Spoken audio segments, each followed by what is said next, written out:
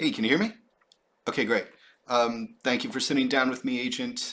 Just have a couple of questions to clear some things up. So only take a second. Now, the mission papers state that you were sent down to the Louisiana Bayou in search of a reality deviant, uh, but your personal luggage got misplaced or lost in transit.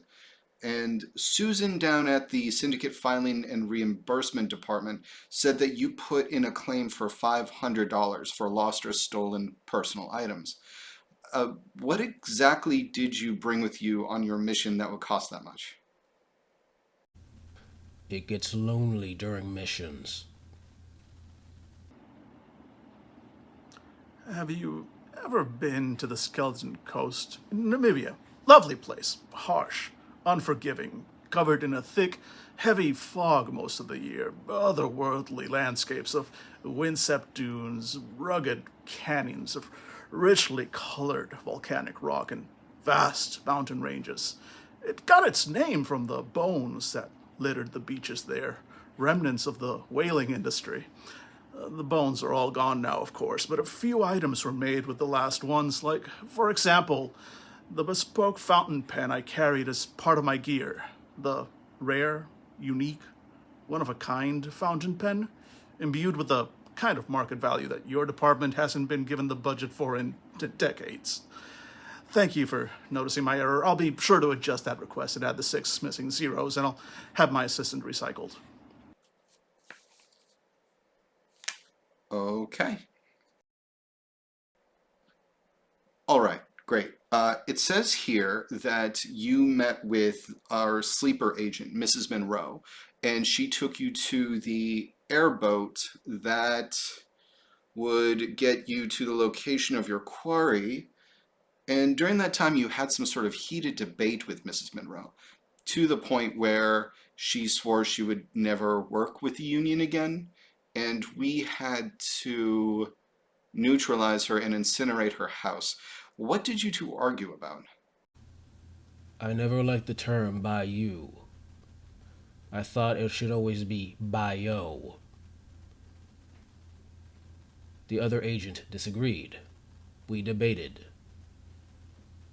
Continuously. Neither of us would concede.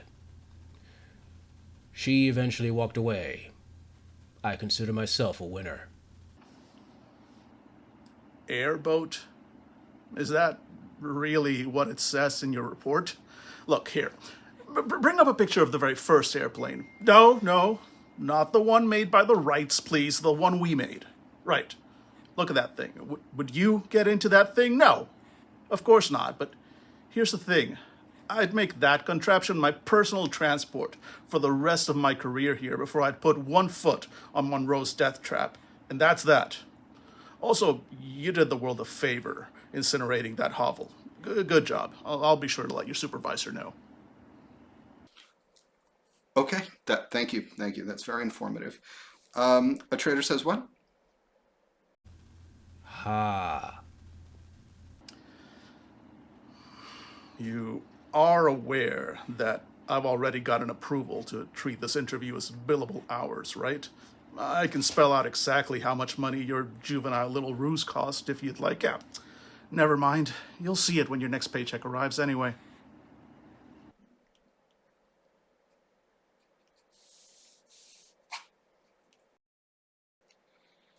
All right, great. Moving on. It says here that you were bitten by a snake. Can you explain your experience with that in one word? Expensive. Tepid. When you arrived at the cabin where the reality deviant lived, you said that there was something wrong with the wood. Care to elaborate? The wood was breathing. And no, I don't mean that the wood was still somehow photosynthesizing. I mean it had mouths that were breathing. They also sang. The lumber market is a hell of a thing, isn't it? Sure, sure. You've got all your usual building materials, but then you've got the ones that are really worth something. Your sandalwoods, your African blackwoods, your bacotes, and your dalbergias. Hell, my toilet seat at home is made out of lignum vitae, you know. I am, after all, a man who recognizes value. So when I see a pine shack like that one, I barely thought that giving it a quick market assessment would be worth my time. Imagine my surprise when the number suggested it was an Agarwood estate. Preposterous. Okay, almost done. In your attempt to apprehend the reality deviant, you said he, and I'm paraphrasing here, uh, tried some crazy shit with a wand and a staff and exploded. Anything you care to add to that? I'll thank you not to paraphrase me in the future. What I said was that this reality deviant severely overestimated the amount of market valuation they could leverage against our organization and was, unsurprisingly, wiped out in the ensuing market correction. It turns out, you see, that a bent branch picked up from the backyard and nursery rhyme are poor substitutes for proper research and enlightened assets in terms of efficient, energetic transactions.